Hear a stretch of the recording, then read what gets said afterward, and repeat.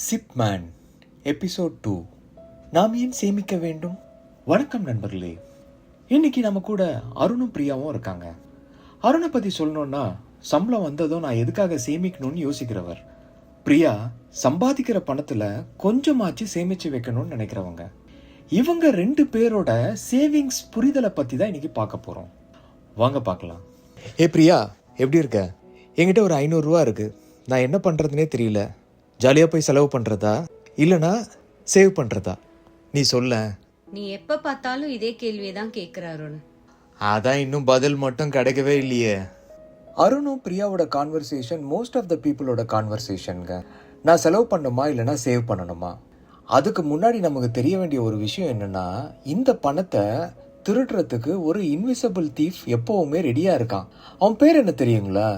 அவன் பேர் தான் இன்ஃப்ளேஷன். வாங்க சிப்மேன், நாங்க பேசுறது கேட்டு ஏதோ இன்ஃப்ளேஷன் சொல்லிட்டு இருந்தீங்க. அப்படின்னா என்ன? பிரியா, ரொம்ப சிம்பிள். நீங்க ஒரு 10 வருஷத்துக்கு முன்னாடி 100 ரூபாய் எடுத்துக்கிட்டு காய்கறி மார்க்கெட்டுக்கு போனீங்கன்னு வச்சுக்கோங்களேன், பேக் ஃபுல்லா காய்கறி வாங்கிட்டு வருவீங்க. ஆனா இன்னைக்கு அதே காய்கறி மார்க்கெட்ல இந்த 100 ரூபாயை எடுத்துட்டு போனா கவர் மட்டும் தான் வாங்க முடியும். அப்போ இந்த பணத்தோட சக்தி கொஞ்சம் கொஞ்சமா குறைஞ்சிட்டு வருது. பொருளோட விலை உயருது, ஆனா பணத்தோட வாங்கும் சக்தி குறையுது. அதுதான் இன்ஃப்ளேஷன். அப்படியா சிப்மேன்? ஆனா பணம் என் வேலட்ல தானே இருக்கு. கரெக்ட் அருண், பணம் அப்படியே தான் இருக்கு. ஆனா அதே அளவு உங்களால பொருள் வாங்க முடியுமா?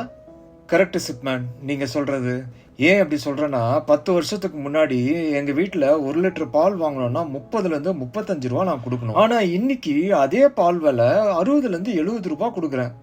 ஆமா சிப்மேன், அருண் சொல்றது கரெக்ட் தான். 10 வருஷத்துக்கு முன்னாடி இருந்த பால் ரேட்டுக்கும் இன்னைக்கு இருக்க பால் ரேட்டுக்கும் நிறைய டிஃபரன்ஸ் இருக்கு. எக்ஸாக்ட்லி. இந்த இன்ஃப்ளேஷன் நீங்க வாங்குற சக்தியை கம்மி பண்ணிக்கிட்டே வருது. நான் இன்னொரு எக்ஸாம்பிள் சொல்றேன். 1 லிட்டர் பெட்ரோலோட விலை 10 வருஷத்துக்கு முன்னாடி 60 ரூபாய்.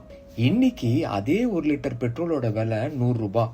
இந்த இன்ஃப்ளேஷன் பணத்தோட வேல்யூவை கம்மி பண்ணிக்கிட்டே வருது. கரெக்ட் சிப்மேன். இந்த பெட்ரோல் பில்லை பார்த்தாலே எனக்கு இன்ஃப்ளேஷன்னா என்னன்றது தெளிவா புரியுது. இதுக்கெல்லாம் எக்கனாமிக்ஸ் படிக்கணுன்ற அவசியம் கிடையாது. ஹாய் ஃப்ரெண்ட்ஸ், இது வரைக்கும் நம்ம இன்ஃப்ளேஷன்னா என்னன்றதை தெரிஞ்சுக்கிட்டோம். பார்ட் 2ல இன்ஃப்ளேஷனை பீட் பண்ணுறதுக்கு நம்ம என்னெல்லாம் பண்ணணும் அப்படின்றத சொல்கிறோம். Stay tuned.